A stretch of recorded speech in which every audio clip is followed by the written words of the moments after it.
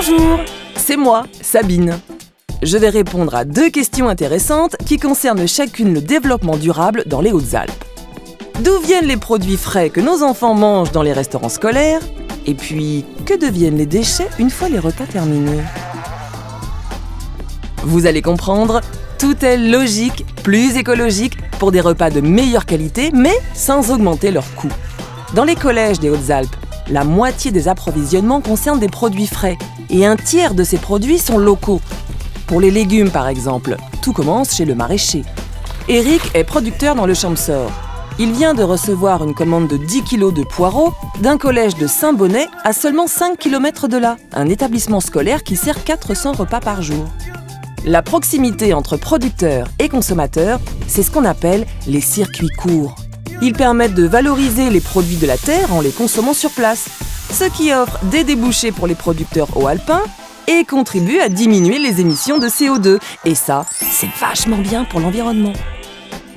Eric, le producteur, livre directement ses poireaux à Christophe, le chef de cuisine, le lendemain de sa commande. Chaque collège choisit librement ses producteurs. Oui, ce sont des relations de proximité. Tiens Marie, voilà les poireaux. Merci Christophe. Les légumes frais sont immédiatement transformés, nettoyés d'abord, puis épluchés et découpés par des cuisiniers professionnels, Marie-Hélène puis Michel. Au total, 3500 repas sont servis chaque jour dans les collèges du département. Le circuit court ne coûte pas plus cher, mais il a fallu changer ses petites habitudes. Pour que cette démarche fonctionne, il faut qu'elle soit structurée, simple et qu'elle implique tout le personnel de service. Elle peut aussi s'inscrire dans un projet pédagogique, en accord avec les enseignants et bien entendu avec les élèves. Les produits locaux sont cuisinés avec un grand savoir-faire par Christophe, le chef cuisinier, avec beaucoup de plaisir aussi. C'est quand même plus agréable de cuisiner des légumes de chez nous, au moins on sait d'où ils viennent.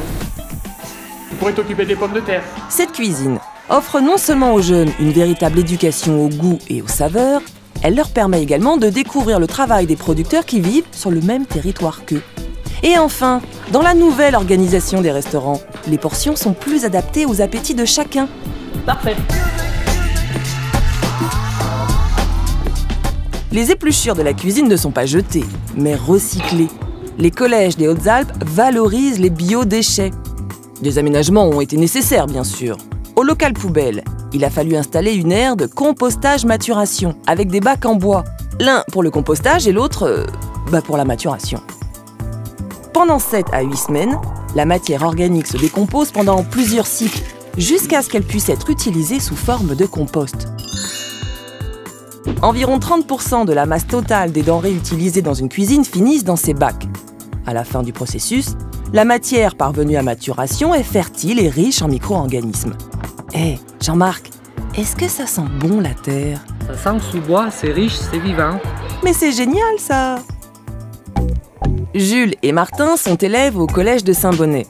Lorsqu'ils vont déjeuner au self, ils suivent les recommandations inscrites sur des affichettes pour constituer des repas équilibrés, copieux mais juste ce qu'il faut pour éviter le gaspillage, ce qui n'empêche pas d'avoir du choix.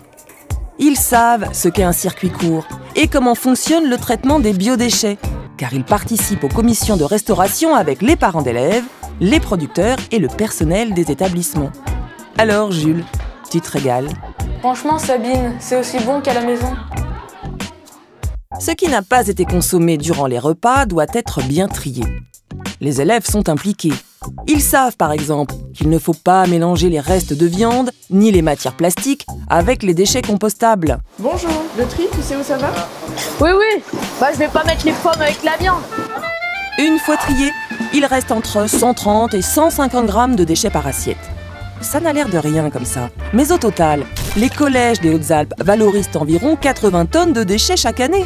Après le déjeuner, Jean-Marc dépose les déchets triés par les élèves dans le premier composteur, sans oublier de les recouvrir d'une nouvelle couche de matière structurante pour que le processus de maturation s'effectue durablement.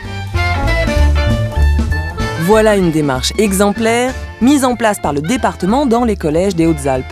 Produire localement de la qualité, cuisiner les produits frais sur place et recycler les déchets sous forme de compost, c'est l'objectif des circuits courts et du traitement des biodéchets issus de la restauration collective. Quant au compost, véritable engrais naturel, il retourne à la terre, dans les potagers ou les espaces verts. La boucle est bouclée, c'est logique, et chacun a joué son rôle au bénéfice de tous. Bien, résumons. La démarche du département, c'est pas plus cher, c'est moins de gaspillage, moins d'émissions de CO2, c'est une invitation au goût et aux saveurs, et les jeunes deviennent responsables de leurs assiettes, bref, que du positif.